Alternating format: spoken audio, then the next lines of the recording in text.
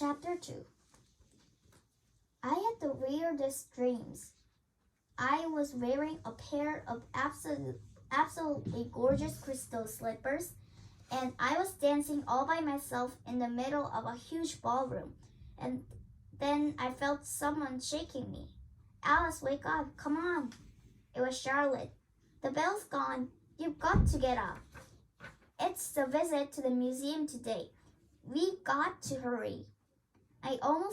I forgot all about my dream and zoomed out of my bed.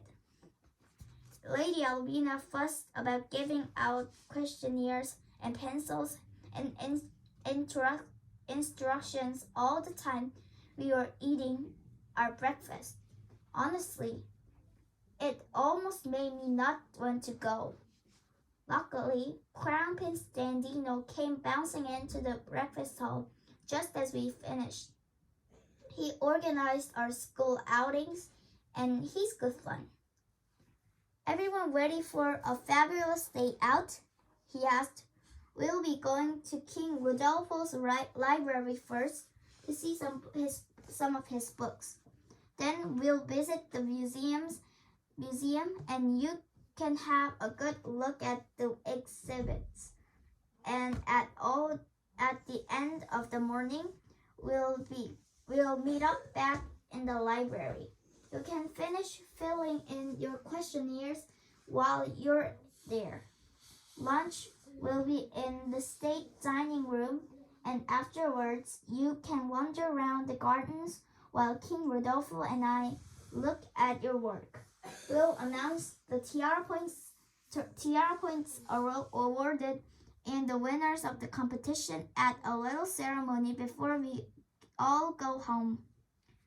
I was really glad when we finally rode up the enormous drive to King Rodolfo's palace. All of us Silver Rose roomers were in the same coach, and so were Princess Jemima, Princess Lisa, Princess Freya, and Princess Chloe. Unfortunately, the twins were there as well, and Diamond spent the whole journey telling us how she and Gorilla had been to the museum before. Of course, Diamond boasted. We had tea with the King Rudy, didn't we, Gorilla? Gorilla nodded enthusiastically.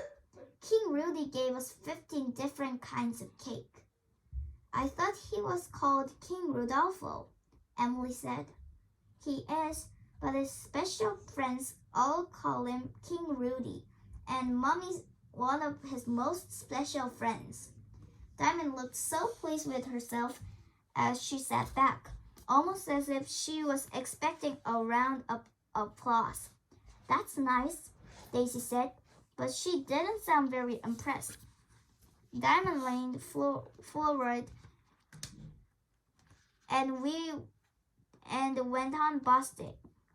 And he let us hold the pea that was under the mattress and looked in the magic mirror and do whatever we wanted, didn't he, Gorilla? Gorilla nodded again, but it was odd. She was suddenly looking a bit uncomfortable. Diamond coughed loudly. Ahem. And do you know what else? King Rudy even let me try on the crystal slipper. Goodness, said Princess Chloe, and her eyes were very big and round. Did he really? Diamond smiled a self-satisfied smile. It fitted me perfectly. I hadn't been paying her much attention because I was wondering what was wrong with Gorilla, but that made me sit up. You can't have worn the slipper, I said in surprise.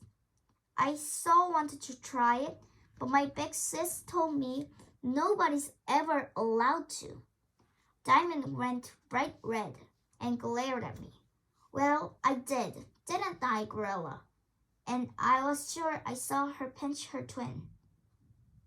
Oh, yes, Gorilla said and nodded hard. You'll see, Diamond hissed at me. Just because you got a big sister doesn't mean you know everything. I didn't answer. I was almost certain Diamond had been telling fibs, and when I looked at my friend's face, faces, I knew they thought so too.